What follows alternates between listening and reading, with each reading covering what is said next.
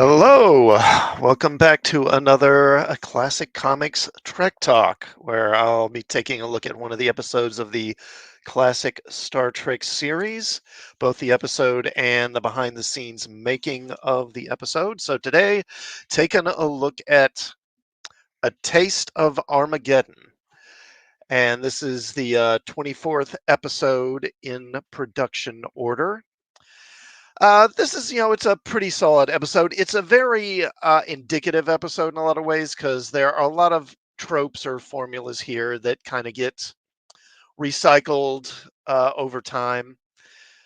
Uh, there's obviously a very big sort of a message here at the end, anti-war message, but it's one of those episodes where Kirk basically decides that there's a society that is not conducting itself the way he thinks it should be, and he's going to put a stop to it, basically.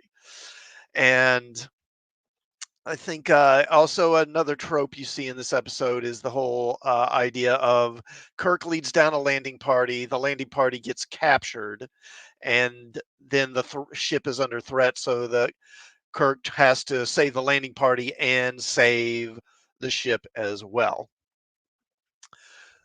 So we begin with the Enterprise. It's on its way to a world called Ameniar 7, and I keep trying to avoid not saying Armenia instead of Ameniar.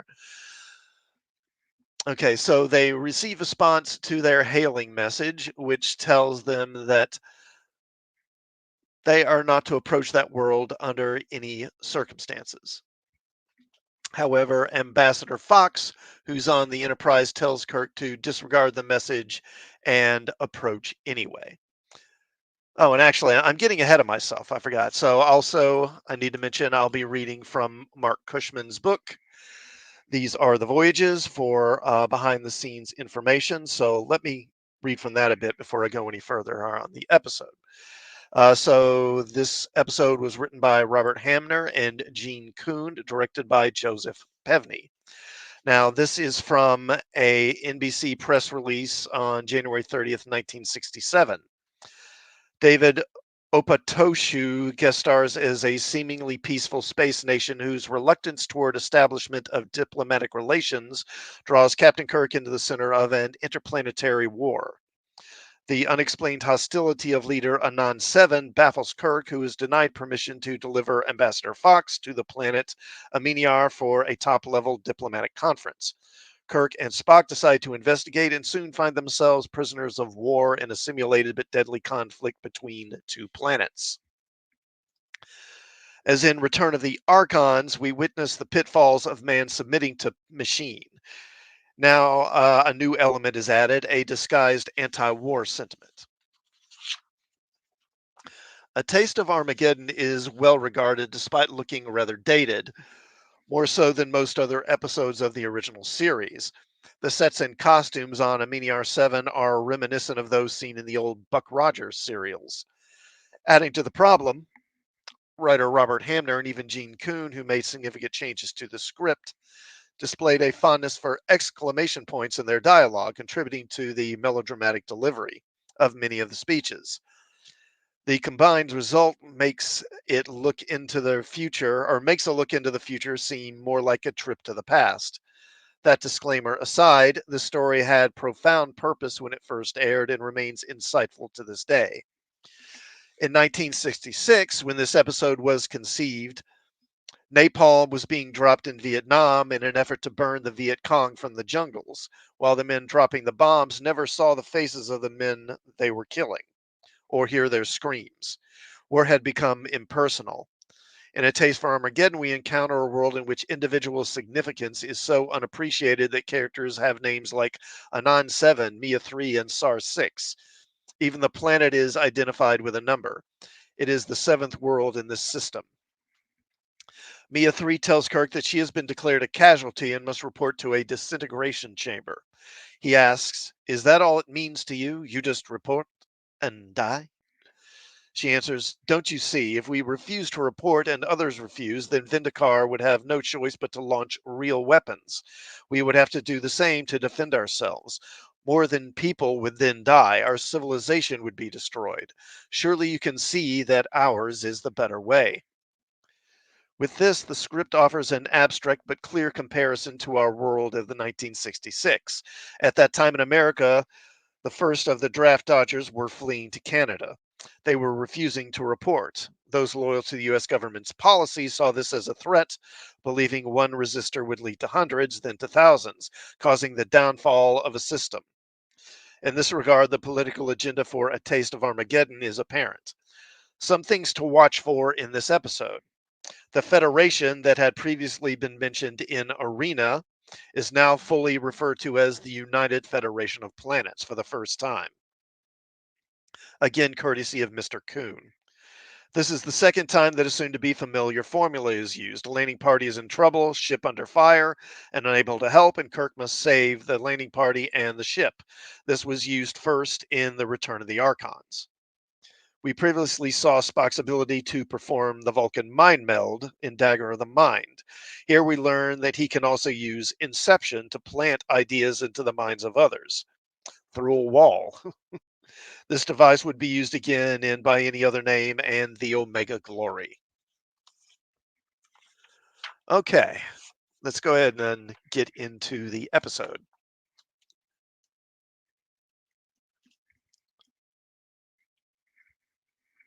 Okay, so they receive a response to their hailing messages, which tells them that they are not to approach the world under any circumstances.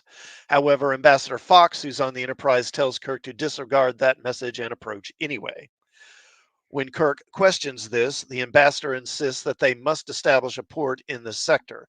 He talks about how many lives have been lost and some could have been saved if the Federation had a base in this area.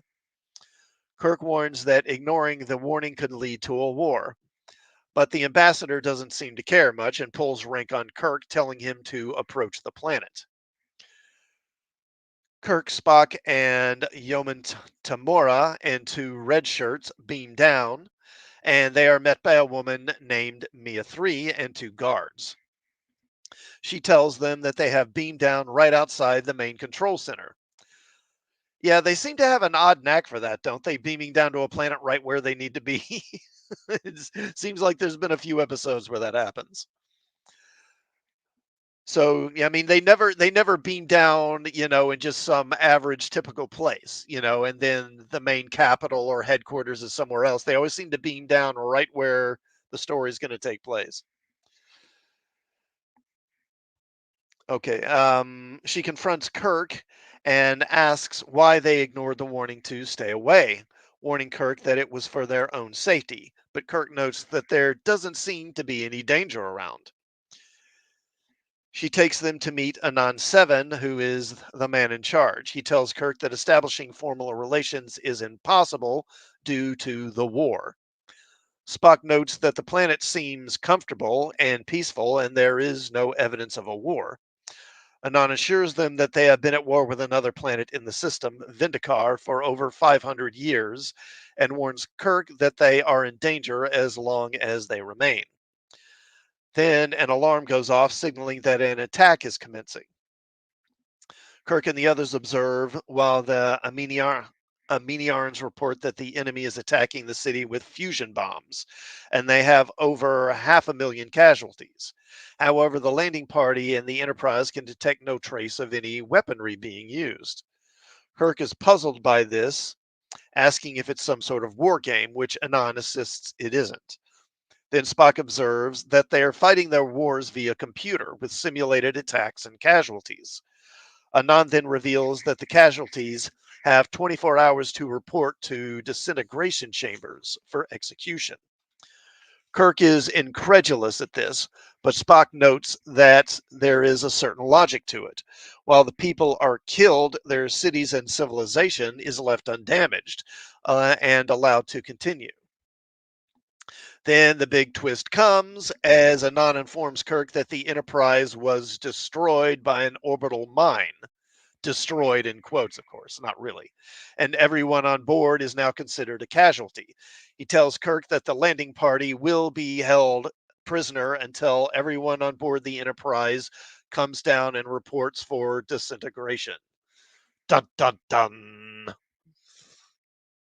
Now, on the Enterprise, Scotty receives a message from Kirk saying that the negotiations have gone well and there's going to be a big celebration.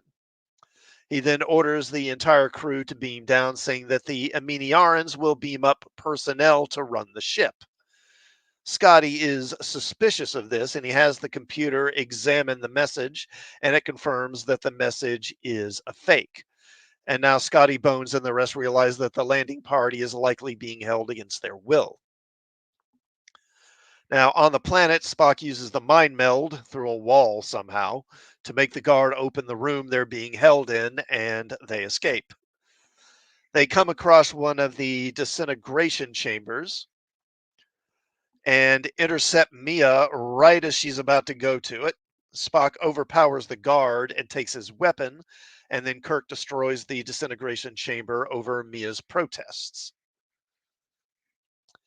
Now, when Anon gets word of their escape, he orders that their planetary defenses target the Enterprise and destroy it. The Enterprise is attacked, but their shields hold, and Scotty considers returning fire. Oh, and I would mention, by the way, that in this episode we see Sean Kinney here, who has previously appeared. And if you've seen my previous streams, particularly the one on the Menagerie, Sean Kinney played the disabled Captain Pike in the Menagerie, and they gave him a couple of episodes, just kind of as a reward for all he had to put up with in those episodes, I guess. And he's back here again playing Lieutenant DePaul. I forget which episode he was in prior playing DePaul.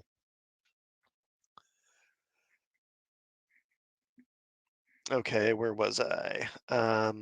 Okay, yeah. So Scotty is considering returning fire, but Ambassador Fox forbids them attacking the planet.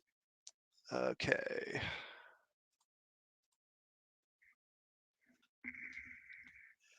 Ambassador Fox is convinced it's all just, a misunderstanding. Now, on the planet, the landing party returns to the room where they were being held for some reason. I suspect this was probably a cost saving measure because they didn't want to build more sets, probably.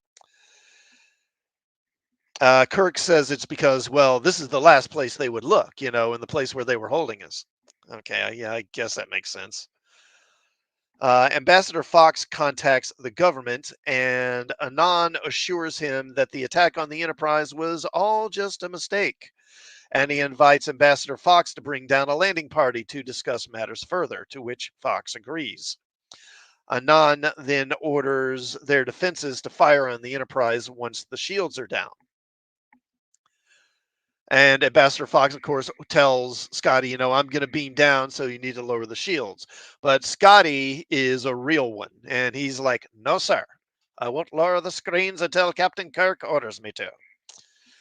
And Fox is very upset at this, but Scotty stands firm and refuses to drop the shields. Of course, this causes a bit of a plot contradiction later, but I'll get to that. Now, Kirk convinces Mia to tell him where Anon can be found, and Anon goes to Kirk goes to Anon's quarters and confronts him. Anon then explains to Kirk that war is an inevitable outcome of human nature, and that they are just trying to minimize the damage that it causes.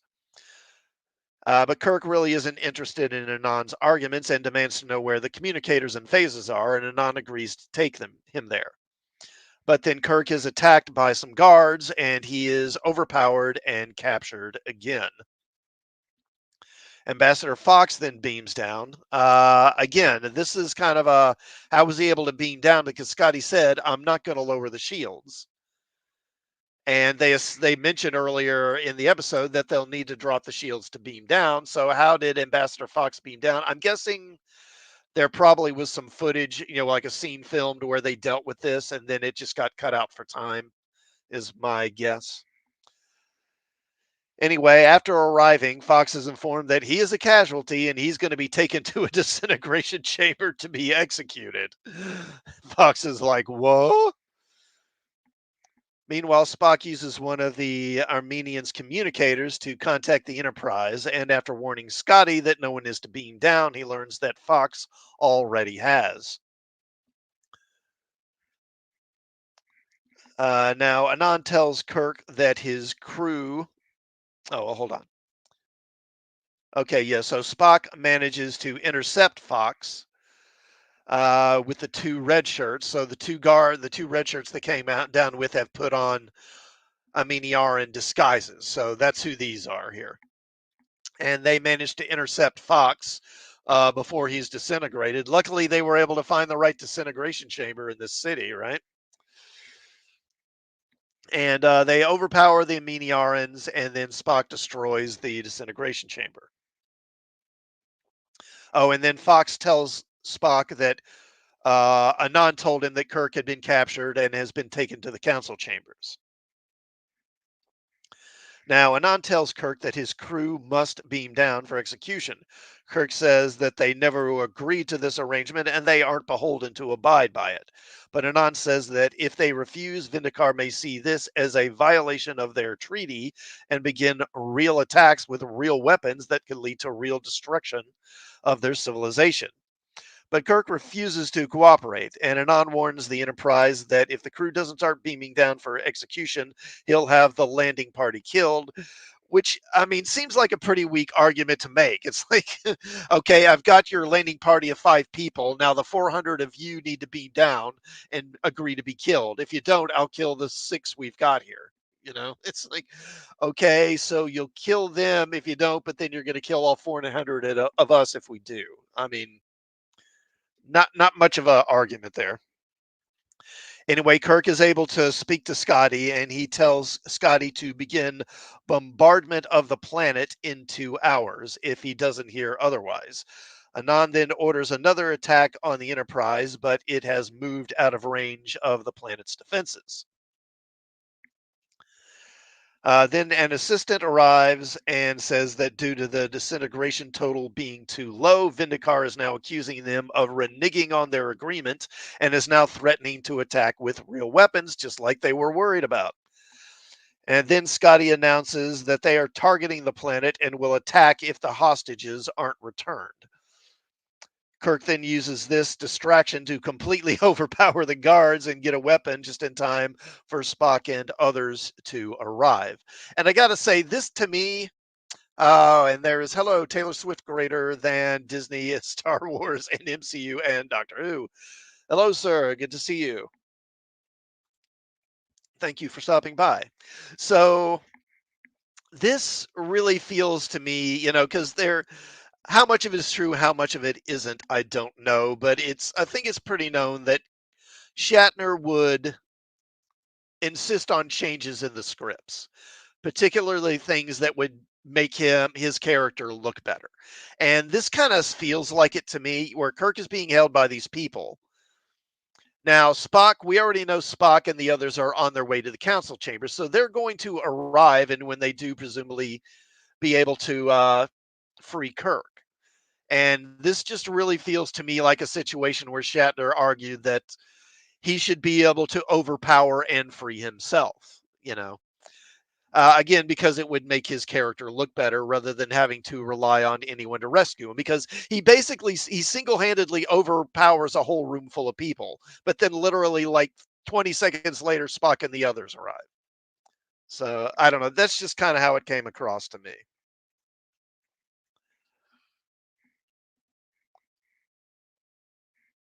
Okay. Now Scotty announces, oh, I already got that.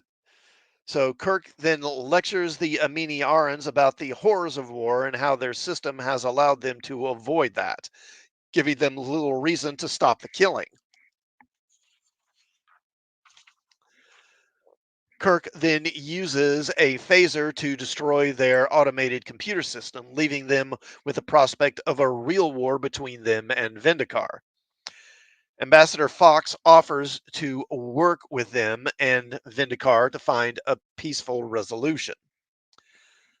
Spock notes that Kirk took a tremendous chance, risking war between the two worlds, but Kirk says that he felt very confident that both planets would do anything to avoid a real war.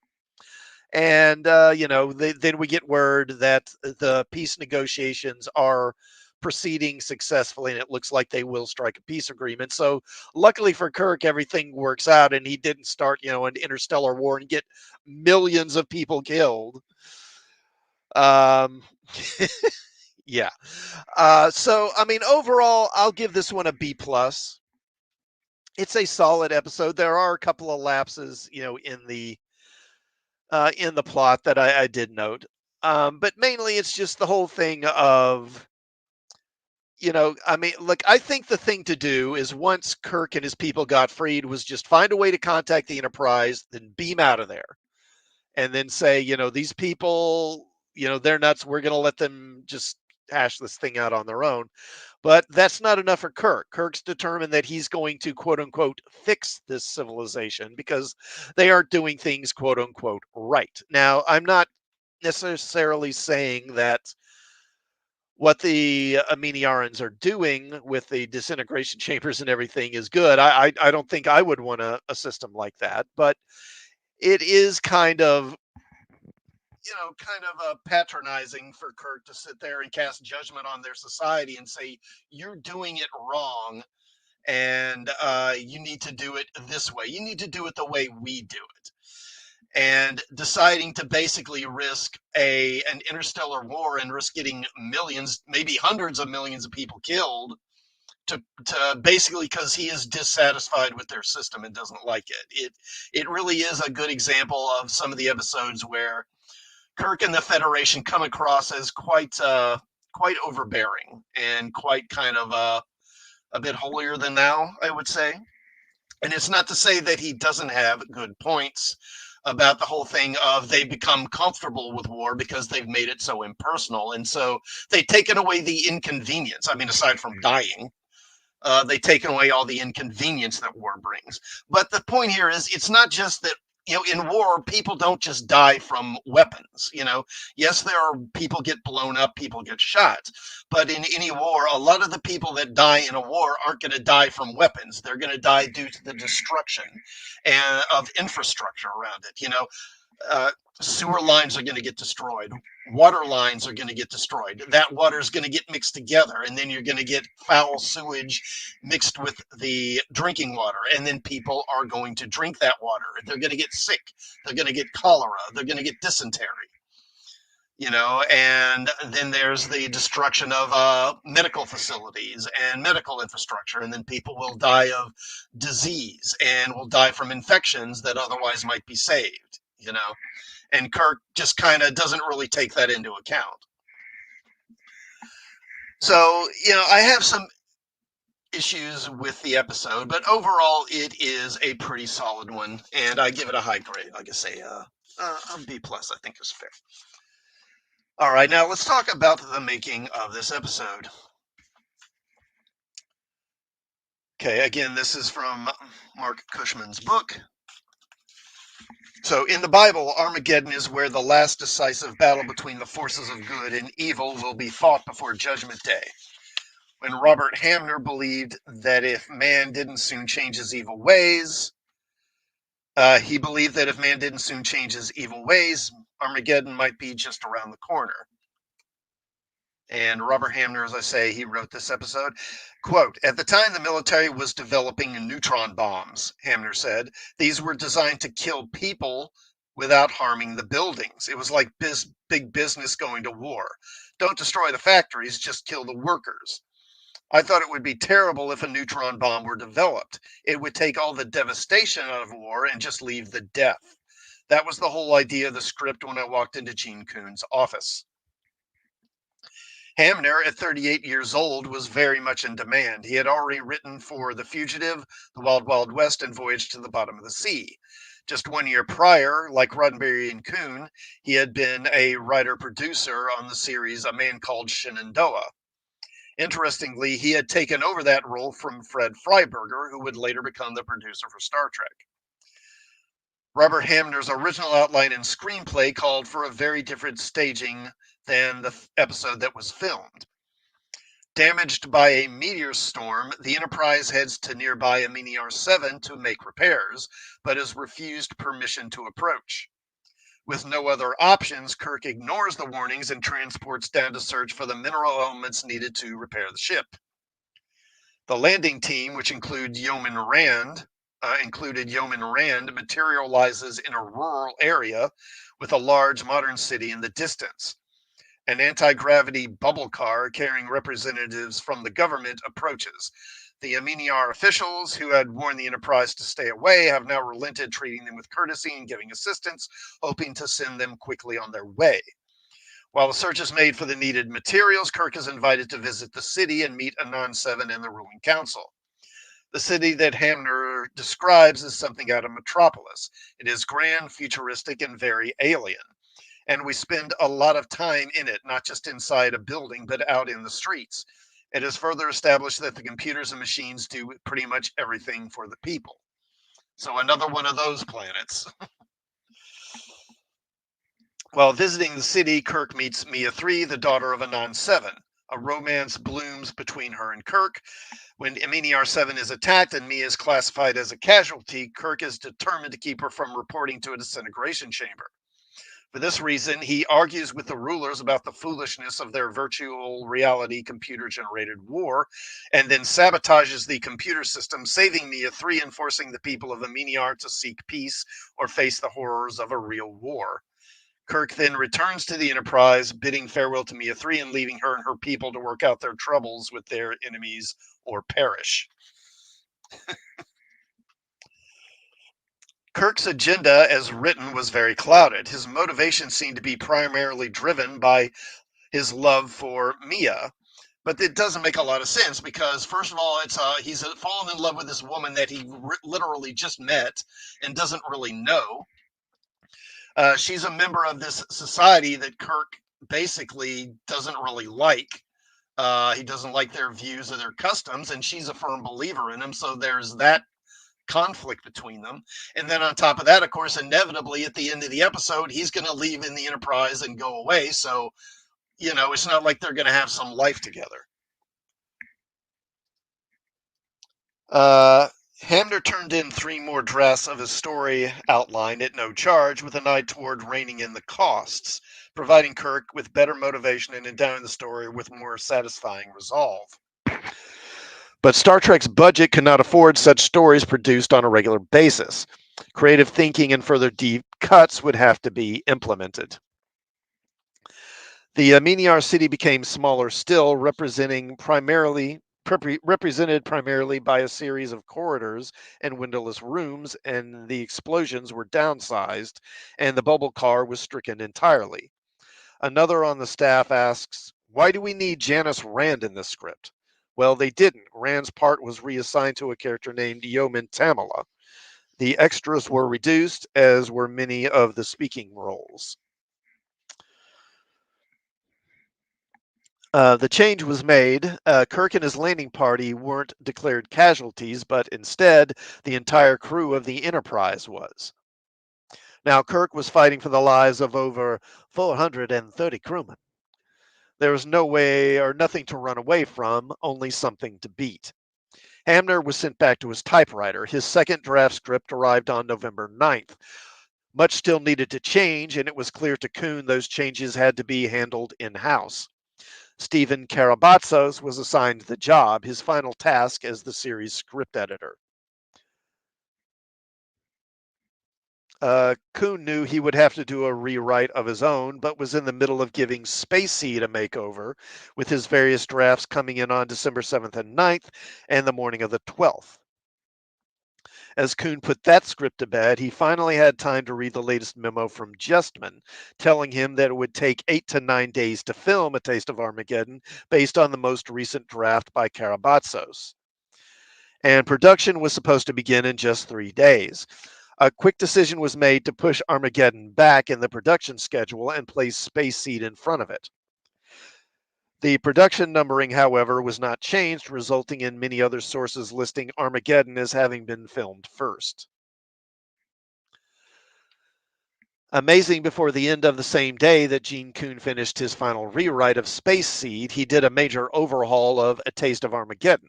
His revised final draft also was dated December 12th, 1966.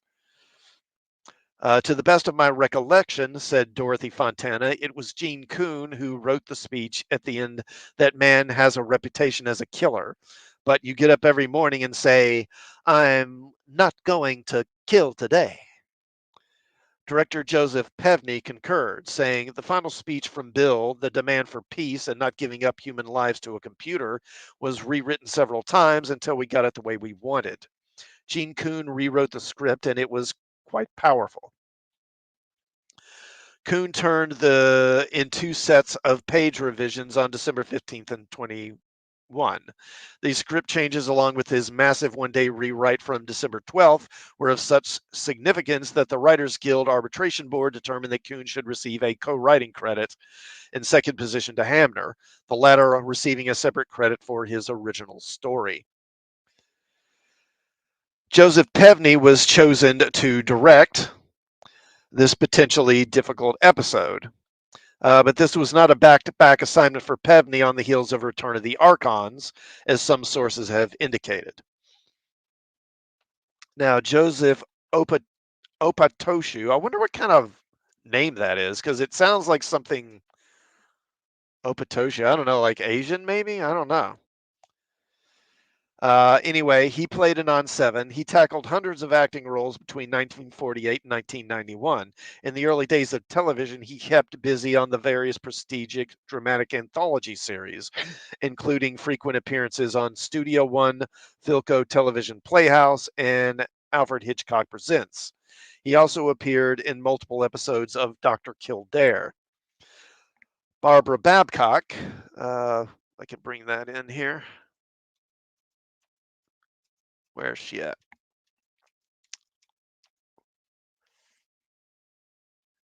All right, let me bring that in here.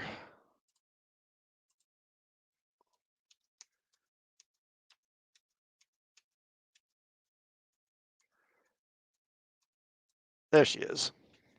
Okay, so Barbara Babcock, who was 29 at the time, was cast as Mia 3 and had worked for Star Trek once before. She provided the voice of Trelane's mother in The Squire of Gothos.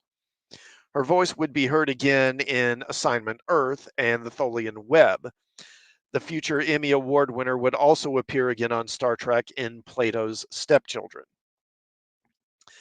And she's one of those actresses. I remember her. She was on TV a lot in like the 70s and 80s, on various TV shows.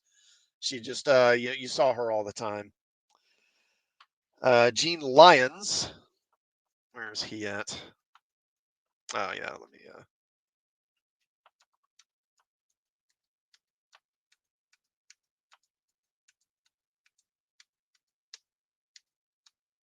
get a good look at him.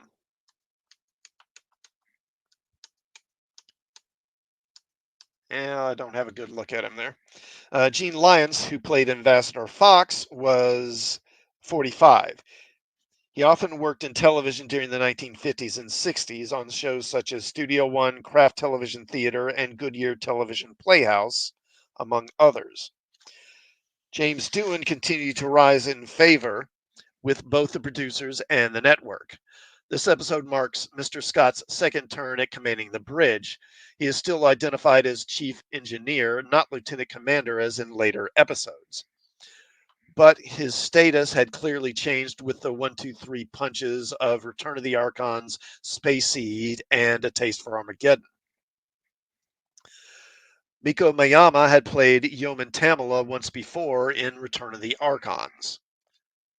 There she is.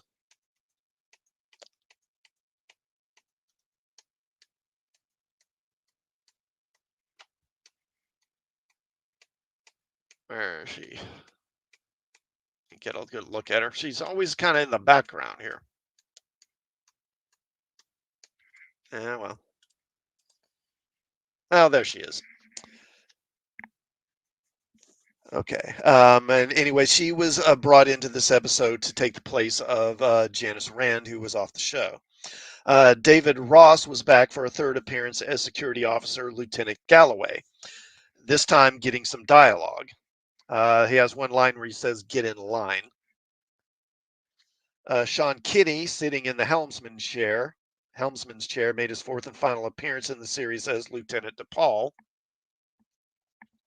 Let me bring that back up.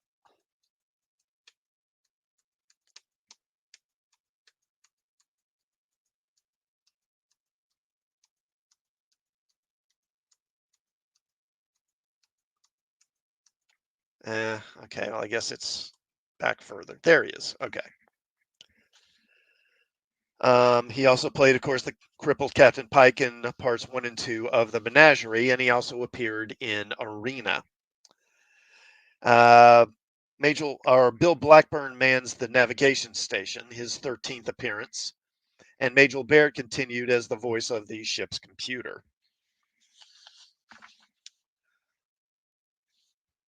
Okay, the show that Robert Justman feared would take 8 to 9 days to film had, thanks to a great deal of rewriting and painful compromises, finished in 6.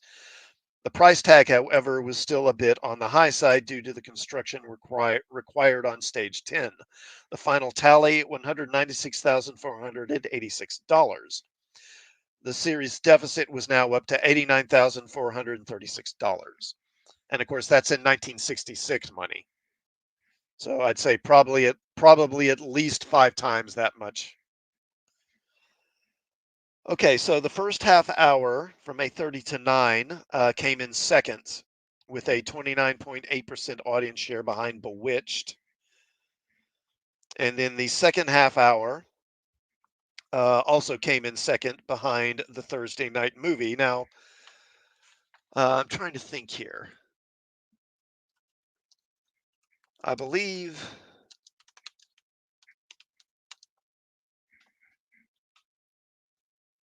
let me look up, because the movie that they were on against was directed by Robert Wise. What was the movie called? See, it was okay. So yeah, so the movie that night, Thursday Night Movie, was they were up against was the 1962 film Two for the Seesaw, starring Robert Mitchum and Shirley MacLaine. Now, this movie was directed by Robert Wise, and of course, Robert Wise would direct the first Star Trek movie.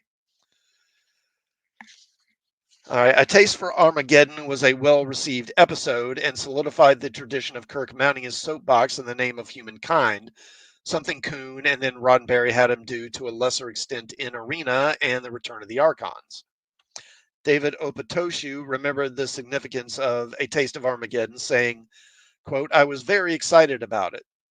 It made a social comment that was very important, showing the madness of people playing war with computers. I read the script and said, by all means, I would love to do the part. You can say so many things that are taboo, all in the name of science fiction and fantasy, and you can write about social problems without being stigmatized." Barbara Babcock recalled, quote, "It's one of the more philosophical episodes, and since this was filmed in 67, we were still at war with Vietnam, and that issue was paramount. For me, doing those episodes, along with Plato's Stepchildren, was a thrill because they really were trying to keep up with the latest developments."